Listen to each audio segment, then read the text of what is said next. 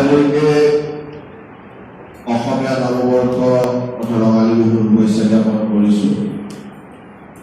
আজি আমি আপোনালোকক নিমন্ত্ৰণ কৰাৰ পিছত আপোনালোক আহি আমাক কৃতাৰ্থ কৰাৰ বাবে আপোনালোক সকলোকে ধন্যবাদ জ্ঞাপন কৰিছোঁ।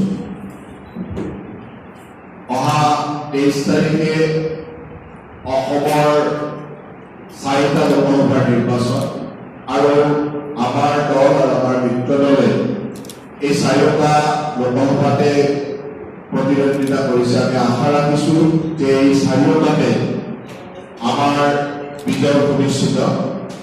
আৰু এইকেইটা দিন আমি দেখিছোঁ যে কংগ্ৰেছ দল বা AIU দলে বিভিন্ন কথা সংবাদ মাধ্যমত কৈ আহিছে আৰু বিগত দিনসমূহত কংগ্ৰেছ দলৰ অসমৰ নেতাসকলৰ মুখত নাগৰিকত্ব সংশোধনী বিধেয়ক বা কেৱল কথাই বেছিকৈ শুনিবলৈ পোৱা গৈছে।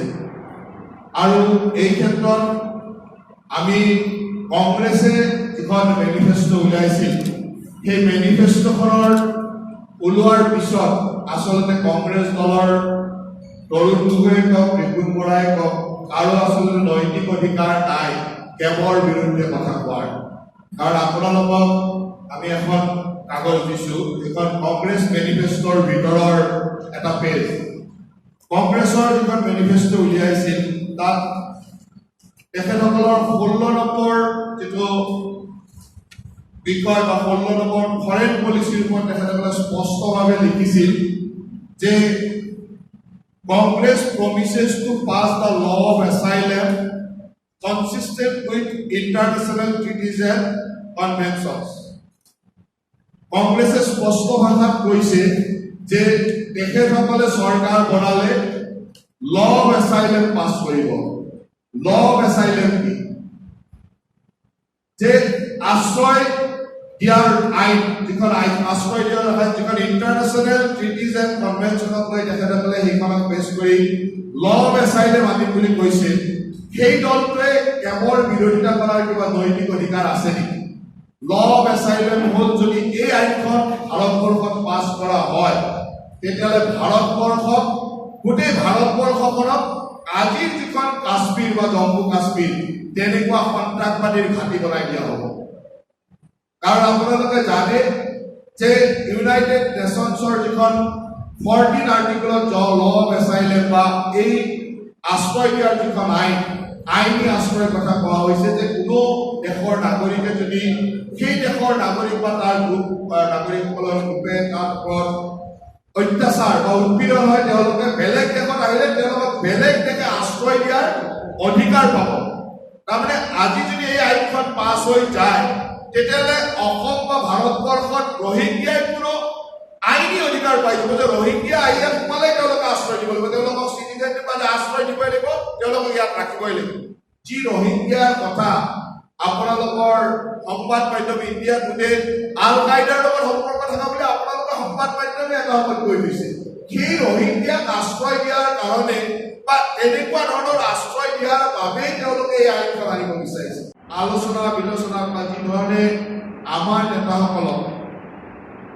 নেতাসকলৰ জনপ্ৰিয়তাত তেখেতসকলৰ সংগীতই যি দিবকা আৰম্ভ কৰিছে। বিশেষকৈ মই দেখিছোঁ যে তৰুণ গগৈ ডাঙৰীয়াই বা ৰিপুণ বৰা ডাঙৰীয়াই আমাৰ নেতাসকলৰ পদযাত্ৰাক লৈ, আমাৰ নেতাৰ ৰাইজৰ লগত সমিল মিলক লৈ বিভিন্ন ধৰণৰ নাচ গানৰ কথাকৈও মানে উপলুঙা কৰা দেখিছে। মই মাননীয় প্ৰাক্তন মুখ্যমন্ত্ৰী তৰুণ গগৈ ডাঙৰীয়াক সোঁৱৰাই দিব বিচাৰিছোঁ যে তেখেতে পাহৰি গ'ল নেকি যে সন্দিকৈ কলেজলৈকে গৈ ছোৱালীসকলৰ লগত নাচ নচাতে তেখেতে পাহৰি গ'ল নেকি? আমি তেখেতক এটাই কৈছোঁ যে আমাৰ নেতাই জনতাৰ লগত নাচিছে, জনতাৰ মাজত নাচিছে, মঞ্চত নাচিছে, সাধাৰণ মানুহৰ মাজত যেতিয়া পদযাত্ৰা কৰিছে তেতিয়া নাচিছে।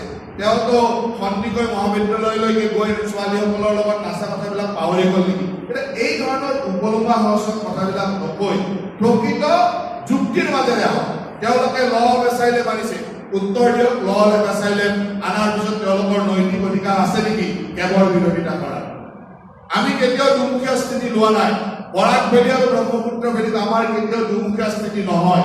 গতিকে তেওঁলোকৰ সেই নৈতিক অধিকাৰ নথকা লোকসকলে এই ধৰণৰ ৰাইজক যি ধৰণে প্ৰৰোচিত বা বিভিন্ন ধৰণে ভ্ৰান্ত কথা খুব তুলুঙা কথাৰে প্ৰচাৰ চলাব বিচাৰিছে, তেওঁলোকক সেই তুলুঙা কথাবিলাক এৰিবলৈ আহ্বান জনাইছো। আমি আশা ৰাখিছো যে আমাৰ দল আজি এই স্থিতিত আছে যে আমাৰ বিগত 10টা সমষ্টিত আমাৰ নিৰ্বাচন হৈ গ'ল, এই 10টা সমষ্টিয়ে আমি আৰু আমাৰ মিত্ৰ দলে পাম, আৰু আগৰ যি 4টা সমষ্টি আছে সেই 4টা সমষ্টি আমি আমাৰ আৰু আমাৰ মিত্ৰ দলে দখল কৰাৰ সম্পূৰ্ণ আশা আছে।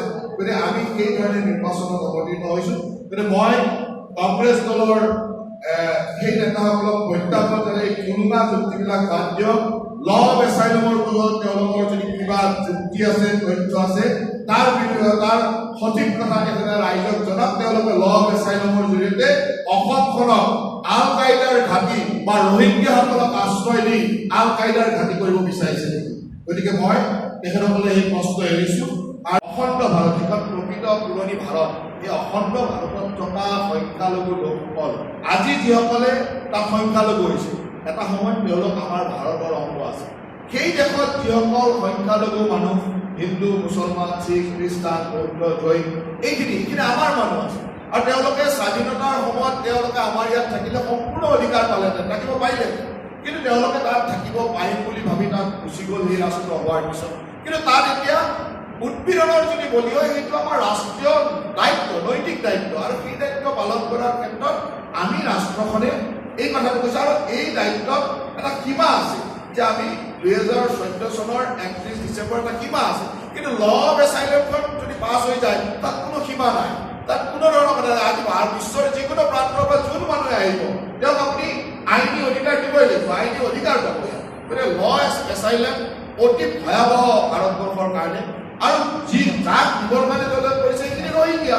তেওঁলোকৰ স্পষ্ট কেৱল ৰোহিংগীয়া শব্দটো তেওঁলোকে ক'বলৈ ভাৰতবৰ্ষৰ মানুহৰ সন্মুখত ভয় খাইছে বা শংকা কৰিছে।